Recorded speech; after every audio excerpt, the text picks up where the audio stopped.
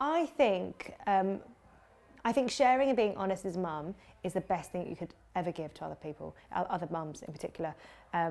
So in my book, I do it in my blogs as well, but in the book especially, I just thought, let's just share it. Let's just get it all out there. And if I don't like it at the end, if I think, oh, I don't want to put that in, I don't feel comfortable people knowing that, then I can just take it out. And actually I got to the end and I just thought, I want all of it in there because that's the complete picture.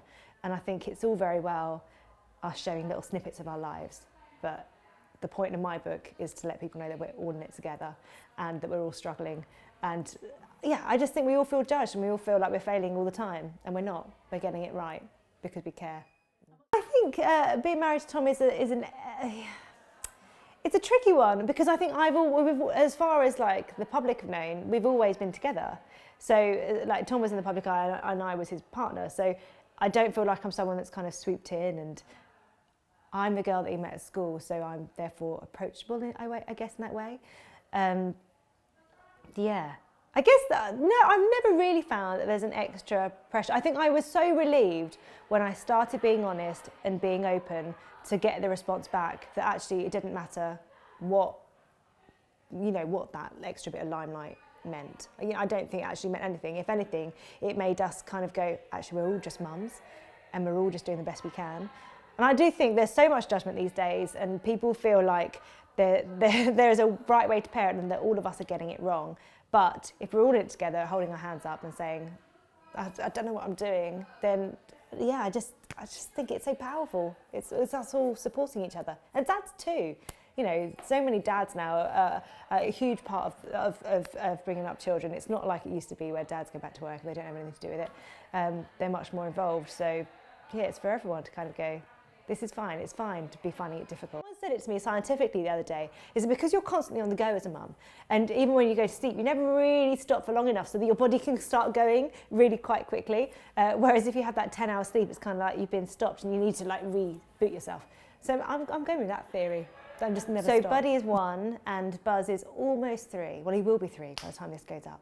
And Buddy still wakes up in the night. Sometimes once, sometimes a bit more if he's teething. At the moment he's got a croup, so he's got a cough that sounds like a barking dog, which is horrible. So he was in our bed last night just so I could keep an eye on him.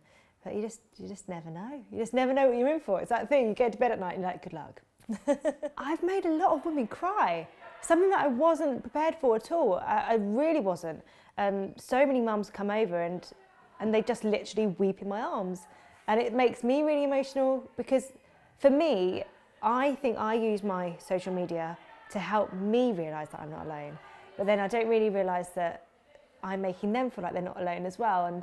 And yeah, it's just lovely. It's so emotional. Well, the good thing is that my boys now go to bed at 7. So a lot of the time I get to my computer at 7 and I start writing. It used to be that I finished at 10. It started creeping up and up and up to midnight. But when I'm feeding Buddy at night, I've got my phone and I can write. I find most of my hello blogs are written when I'm breastfeeding it at night time, just because I find it really easy to kind of write at that time and to keep myself awake. But yeah, definitely the time where they're asleep is the best time that you can write. I once got told that an author friend of mine, by another friend, I got told that she wrote one book that I absolutely love while her baby was really, really young, and she used to put the baby in the bounce out and she used to just be able to like tap it with its foot. So I had these ideas that is what it was going to be like for me, and it wasn't. I tried and it just didn't work. My baby was too alert and needed mummy cuddles. But yeah, for me, it's literally about snatching time where I can. So there's a textbook to tell you, loads of textbooks to tell you how to raise your child. And I studied them all. I studied every single one. And then point by point, as I got it wrong, as this didn't work, that didn't work, I just felt like I was failing. And I wasn't listening to my natural instincts. And that's what we've all got to start doing, I think. I feel like we should be able to share so that we can just gather support. Because yeah, I think that you go through so many things as a mum and you think you're the only one going through it. I can remember when Buzz was really, really small, just finding it really overwhelming. It's a completely new stage in my life and all Buzz could do was cry, and I just felt like I didn't have a maternal bone in my body. I just didn't know what I was doing. And I think if someone else had told me that that's perfectly normal and that everyone goes through it, I'd have felt a lot calmer. So I hope by me sharing that, even though it might make people go, oh no, you know, people that don't know or haven't experienced it. If I can make a handful of mums feel like they're not alone, then that's great. Because we all know, you know, postnatal depression and everything like that, it's such a huge topic, and we should just share. I think sharing is just a major part of that.